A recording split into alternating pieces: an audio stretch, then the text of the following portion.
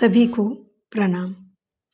एकाकीपन ही जब जीवन का एकमात्र अर्थ बन गया हो, पारिवारिकता का सारा मूल ढांचा ही जब चारों ओर ध्वस्त होता दिखाई पड़ता हो, तब एक विशाल परिवार अपने को धुरी बनाकर अपने चारों ओर बनाते हुए हम अपने परम पूज्य गुरुदेव को पाते हैं, जिन्होंने जीवन भर एक काम सतत किया, प्यार लुटाते बांटते रहने का। गायत्री परिवार की मूल धुरी है वह करुणा, वह संवेदना गुरु सत्ता से उन्होंने बटाई। यह कार्य परम पूज्य गुरुदेव ने आरंभ किया, वह उसे परिपूर्णता तक लाने का दायित्व परम वंदनीय माताजी के माध्यम से सतत निभाया।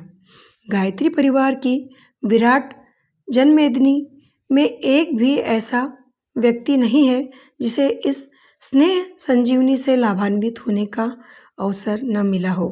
हर व्यक्ति की यह अनुभूति रही है कि एक वही ऐसा है जिसे कितनी देर तक गुरुदेव के श्री चरणों में बैठकर अपनी व्यथा कथा सुनाने व बदले में गुरु की स्नेह सरिता में अवगाहन करने का मौका मिला।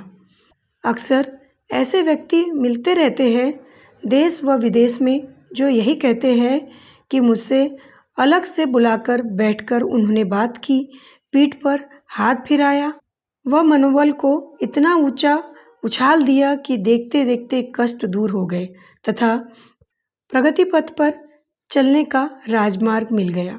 ऐसे व्यक्तियों को वही अनुभूति हुई जो कृष्ण के साथ महारास खेलने वाली गोपियों को हुई होगी।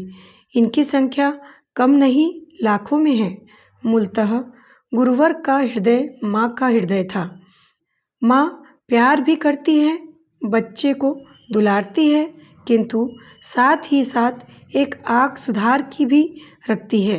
विश्व मानवता के सुधार की दृष्टि रखने वाली मात्र स्तर की उस गुरु सत्ता ने जहाँ परिजनों की दुष्प्रवृत्तियों, दुर्व्यसनों, अवांछनीय कामनाओं पर कड़ी दृष्टि रखी, वहीं करुणा भरे लबालब अंतःकरण से अनुदान भी ढेरों बरसाए।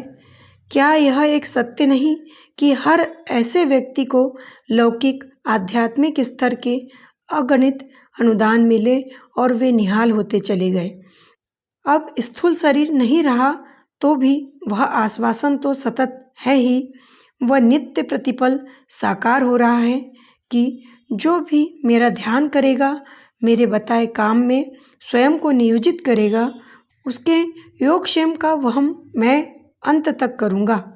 गायत्री परिवार का हर कार्यकर्ता ऐसी गुरुसत्ता के साथ जुड़कर स्वयं को सुरक्षित व धन्य अनुभव करता है। माँ का हृदय होने के नाते विश्व मानवता की हर व्यथा उनकी अपनी व्यथा थी। दहेज में जलती हुई बहुओं का वर्णन समाचार पत्रों में पढ़कर उनका बोलते बोलते गला भर आता था।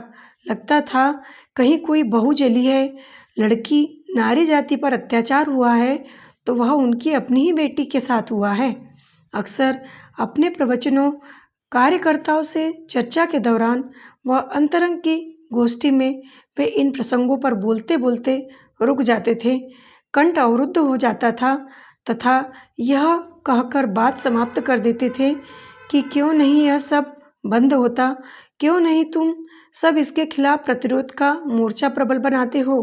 मुझे उम्मीद है कि अगले दिनों देखते देखते इन उत्पीड़कों का निश्चित ही दमन हो जाएगा।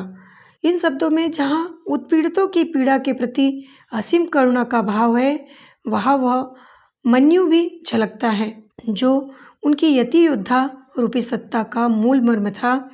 एक बात सुनिश्चित है, माँ के हृदय जैसी विशालता, सहनशीलता व संवेदना विकसित किए बिना कोई संगठनकर्ता अपने आत्मियों का परिकर न बढ़ा सकता है, न उसके लक्ष्यों को सुनिश्चित गंतव्य तक पहुंचा सकता है। यदि किसी संगठन को सैनिक अनुशासन के स्थान पर नैतिक व भावनात्मक अनुशासन विकसित कर उसे आगे बढ़ाना है, तो उसके सदस्यों को सबसे पहले गायत्री परिवार के मुखिया के जीवन दर्शन को समझना व जीवन में उतारना होगा। दूसरों का दुख दर्द समझे व सहानुभूति जताए, कष्ट बटाए बिना कोई भी व्यक्ति अपने सहकर्मी अथवा अन्यान्य कार्यकर्ताओं की श्रद्धा का पात्र भी नहीं बन सकता। यह व्यवहार में उतारने वाली वह गुण प्रधान विद्या है जिसका जीता जागता उदाहरण हमें गुरुसत्ता के रूप में मिलता है। पुस्तक समाप्त। पुस्तक का नाम युग दृष्टा का जीवन दर्शन। तो हमारा ऑडियो अच्छा लगा हो तो शेयर कीजिए ताकि परम पूज्य गुरु जी के विचारों को हम जन जन तक पहुंचा सकें, और कमेंट्स करें ताकि आपकी इच्छा अनुसार हम अगला ऑडियो जल्दी तैयार करें। धन्यवाद।